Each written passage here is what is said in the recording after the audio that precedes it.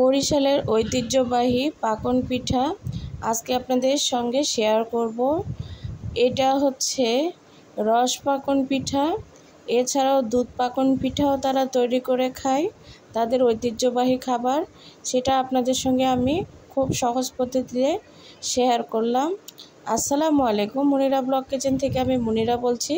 আজ তৈরি করে দেখাবো বরিশালের ঐতিহ্যবাহী পাকন পিঠা রেসিপি। তার জন্য লাগছে আমার এখানে দুধটাকে আমি জাল করে একদম কমিয়ে নিয়েছি। নিয়ে এখন আমি এর মধ্যে আটা দিয়ে দিব। আপনারা ময়দা বা আটা যে কোনো একটা দিতে পারেন, যে কোনো একটা দিলেই হয়ে যাবে। এই যে দেখুন আমি কিভাবে ডো তৈরি করে নিচ্ছি। এভাবে অল্প অল্প করে দিয়ে একটা সুন্দর আটা দিয়ে ডো তৈরি করে নিতে হবে। ডো বা খামির যেটাই বলেন সেটা তৈরি করে নিচ্ছি। এই যে দেখুন, এখন এভাবে নেড়েচেড়ে সুন্দরভাবে আমি মিক্সড করে নেব। নিয়ে এগুলো চুলাটাকে আমি এখন কিন্তু বন্ধ করে দিয়েছি। দিয়ে নেড়েচেড়ে একটা প্লেটের মধ্যে উঠিয়ে নিব।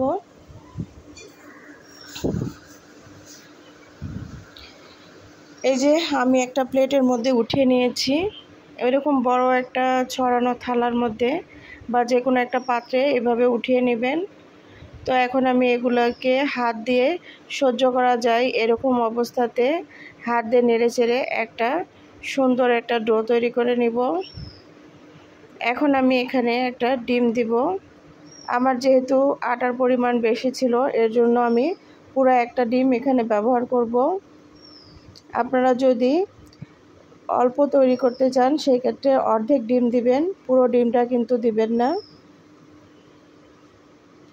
তো এখন দেখুন আমি এভাবে নেড়েচেড়ে সুন্দর করে একটা ডো তৈরি করে নেব। তো এখন আমার তৈরি করা হয়ে গিয়েছে। এখন পিঠাগুলো তৈরি করে নিব। প্রথমে কিছুটা এভাবে নিয়েছি হাত দিয়ে, এখন এভাবে গোল করে তৈরি করে নিতে হবে। তো এখন এভাবে একটু চাপ দিয়ে নিলাম, নিয়ে হাত দিয়ে সুন্দর করে চতুর্পাশে এভাবে হাত দিয়ে ইয়ে করে নিতে হবে। আর একটা কাঠির সাহায্যে আমি মাঝখানের অংশ ফুটা করে নিলাম।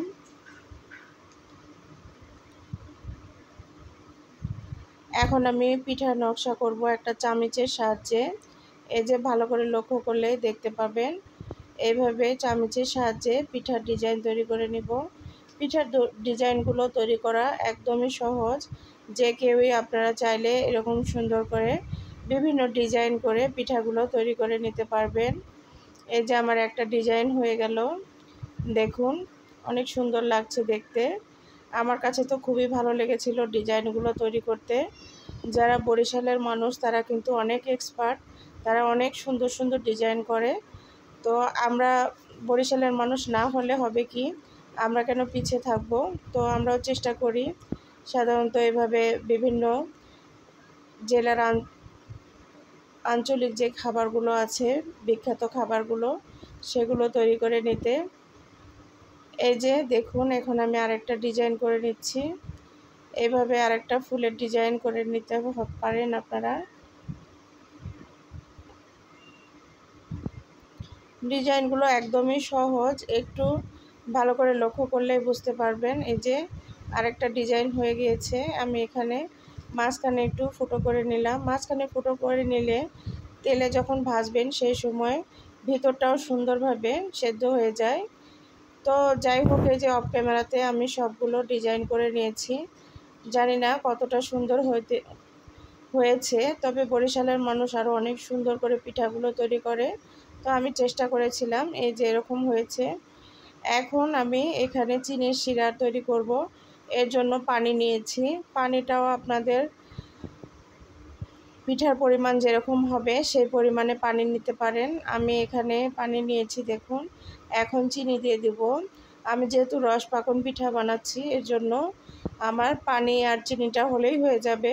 তবে যারা দুধ পাকন পিঠা তৈরি করতে চান, সেম প্রসেস, শুধু এখানে দুধ দিয়ে এই যে এভাবে রস তৈরি করে নিতে হবে। দুধের মধ্যে চিনি দিয়ে জাল করে নিলে আর পিঠাটা তার মধ্যে দিয়ে দিলেই হয়ে যাবে।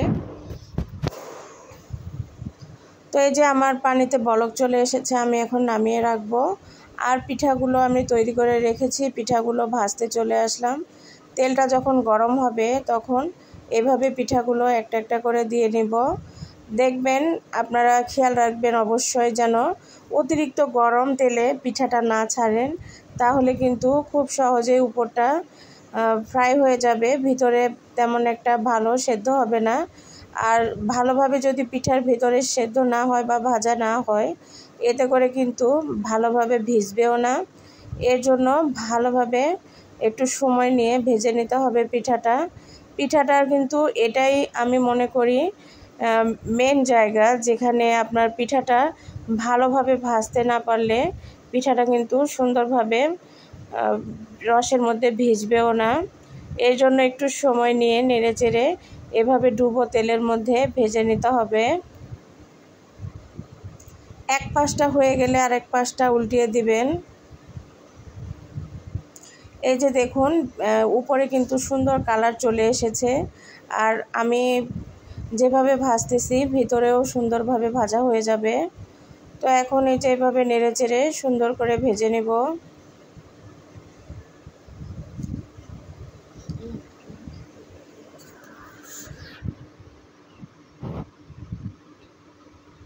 এই যে সুন্দর একটা কালার চলে এসেছে, এখন আমি পিঠাগুলোকে উঠিয়ে নিব।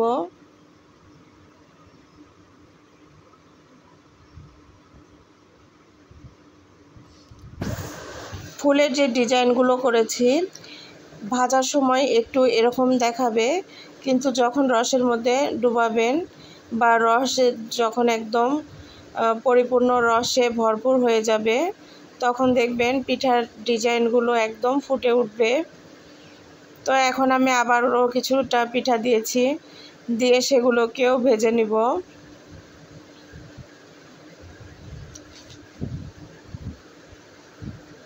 এই পিঠাগুলো লাল লাল করে ভেজে নিয়েছি, এগুলো এখন আমি উঠিয়ে নিব।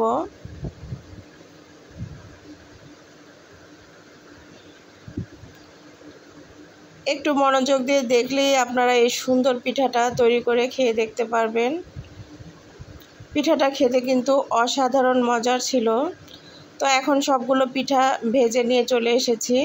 এরকম একটা ছড়ানো পাত্রে পিঠাগুলো ভেজানোর চেষ্টা করবেন, এতে করে সুন্দরভাবে ভিজবে। আর পিঠাগুলো কিন্তু একদমই প্লেট ভরে দিবেন না, তাহলে পিঠাগুলো যখন ভিজবে তখন কিন্তু আরও ফুলে উঠবে। এর কারণে একটু ফাঁকা রাখতে হবে জায়গা, এর জন্য পরিমাণে একটু কমই দিবেন। দিয়ে যে দেখুন, একটু করে এভাবে চাপ দিয়ে দিবেন। আর পিঠাগুলো কিন্তু উল্টিয়ে দিতে হবে। তো আমি এখানে এই যে পিঠাগুলোই দিয়েছিলাম, বাদ বাকিগুলো অন্য পাত্রে আমি ভিজিয়ে রাখবো। এই যে দেখুন পিঠাগুলোর অবস্থা। এই পিঠাগুলো দেওয়ার 1 ঘন্টা পরে কিন্তু উল্টিয়ে দেওয়ার চেষ্টা করবেন, এতে করে দুই পাশে সমানভাবে ভিজবে। এই যে আমার পিঠাগুলো দেখুন, মাশাআল্লাহ কত লোভনীয় হয়েছে, দেখতেও যেমন সুন্দর, খেতেও কিন্তু অসাধারণ ছিল। আর একটা আপনাদের আমি কেটে দেখাচ্ছি, দেখুন কত সুন্দরভাবে ভেতর থেকেও সুন্দরভাবে রসে ভিজে গিয়েছে। কেমন লাগলো আজকে আমার এই পিঠাটা অবশ্যই কমেন্ট করে জানাবেন। ভালো লাগলে বন্ধু এবং পরিবারের সঙ্গে শেয়ার করবেন। ভালো থাকবেন। আজকে এখানে শেষ করলাম।